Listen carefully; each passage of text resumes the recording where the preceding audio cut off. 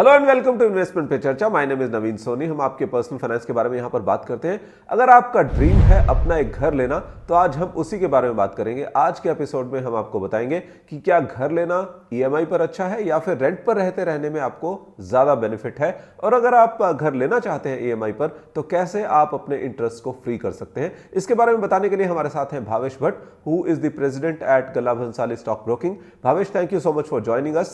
सबसे पहले तो मन में जो सवाल है यही है कि लॉकडाउन में सबको घर पे रह के बहुत काम करना पड़ा, तो घर की जो एक वैल्यू है वो रियलाइज हो गई। तो कुछ लोग सोच रहे हैं कि ईएमआई पर घर ले लिया जाए, लेकिन कुछ लोगों को लगता है कि यील्ड्स बहुत कम है तो रेंट पर ही कंटिन्यू करें।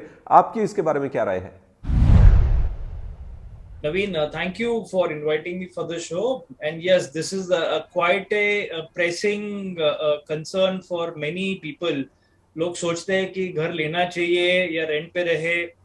स्पेशली कोविड में क्या हुआ है कि वर्क फ्रॉम होम काफी लोगों को कंपनियां बोलती थी, keeping in mind the Covid restrictions. So first is that an EMI makes the dream home a reality.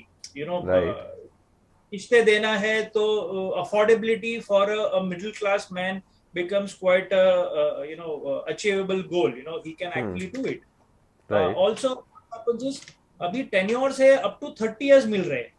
So हाँ। somebody at the age of 25 or 30 who's starting early, or then maybe they could look at buying their dream home right in the beginning of the career. And obviously there are the tax benefits which is available, but the bigger thing is we need to understand the math. मान लीजिए 1.25 करोड़ की property है, ठीक है. Typically bank आपको 80% तक का loan देगी. राइट। तो और ईज ऑफ कैलकुलेशन 1 करोड़ का अपन ने लोन पकड़ा हुआ है. Going rate, the floating rate is round about 7% currently. Correct. Okay. So for a 20-year EMI, okay, comes to 77,530. उसके again same property. If you are going on a rent, it is available at between 22,000 to 25,000. Okay, which is a big So, difference. which is almost at 1/3 cost. So that is a big difference. One need to really look into it.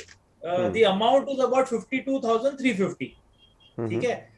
If you are doing an SIP this for 20 years, okay, and long term है, मान लीजिए 12% का अगर growth rate आपको मिल रहा है, the corpus is close to 5.2 crores.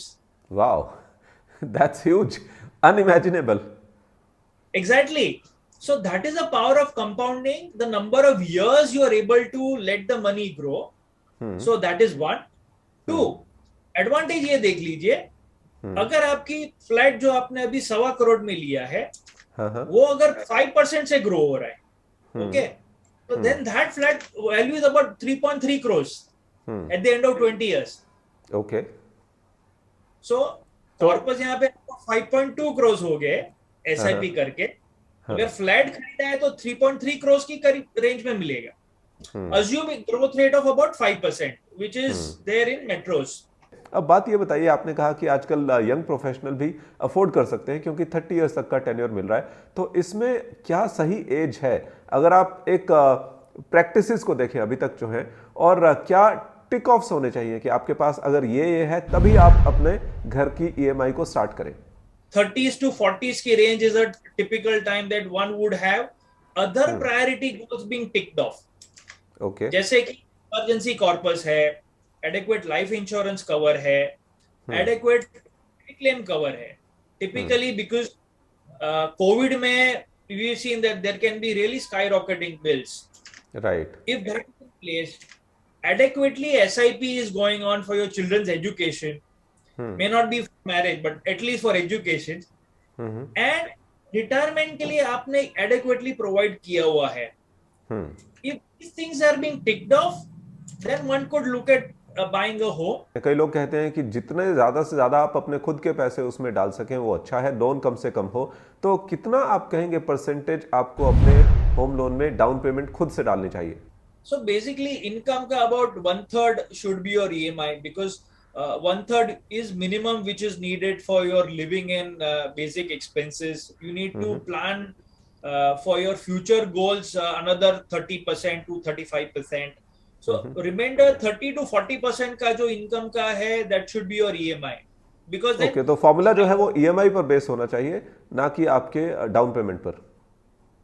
Correct, it should be okay, based on the EMI and not the down payment, because then that उसका ज्यादा ईएमआई रहेगा तो बर्डन भी आपके ऊपर रहेगा, तो that will not really help. And okay. अगर कम लोन ली है तो then you will not be able to buy the dream home which you are looking at. अब लास्टली मैं ये पूछना चाहूंगा कि कोई ऐसा तरीका है कि इतना जो इंटरेस्ट पिंच करता है वो आप किसी तरह से फ्री कर लें, एक साइड बाय साइड ऐसी इन्वेस्टमेंट शुरू कर दें? अगर हाँ तो कितना अमाउंट करना होगा उसके लिए? तो द इंटरेस्ट के लिए आपको एसआईपी करना है मात्र 8,700। मतलब सिर्फ 10% of the EMI amount? Exactly, so as low as about 10 to 12% of the EMI अगर आप कर एसआईपी करते हैं, so then it really takes care of the interest component. And okay, if you want to get even the principal being sorted out, 18,900 की SIP आपको करनी okay. होगी। So almost 25 to 30% आपको अपना जो ईएमआई का अमाउंट है उसकी अगर आप एसआईपी करते हैं तो आपका घर पूरा फ्री हो जाएगा, लोन का जो प्रिंसिपल है और साथ में इंटरेस्ट भी कवर हो जाएगा। अगर आप 10 to 12% ईएमआई के बराबर एसआईपी करते हैं तो आपका जो इंटरेस्ट है वो कवर हो जाएगा। I think that's a great way to have a dream home and not put more financial burden on yourself, और फ्यूचर बेनिफिट्स भी एंजॉय करने का ये एक बहुत ही अच्छा तरीका है। बहुत बहुत शुक्रिया आपका भावेश आज हमारे शो में शामिल होने के लिए। तो आज के हम इन्वेस्टमेंट पे चर्चा को यहीं पर वाइंड अप करेंगे, लेकिन अगर आपके कुछ सजेशंस हैं या कुछ फीडबैक है तो हमें लिखिए। ईमेल आईडी आपकी स्क्रीन पर है। We'll wind up here. This is Naveen Soni saying bye bye. Thank you so much for watching. Mutual fund investments are subject to market risks. Read all scheme-related documents carefully. Mutual fund निवेश बाजार के जोखिमों के अधीन है। Scheme संबंधी सभी दस्तावेजों को ध्यान से पढ़ें।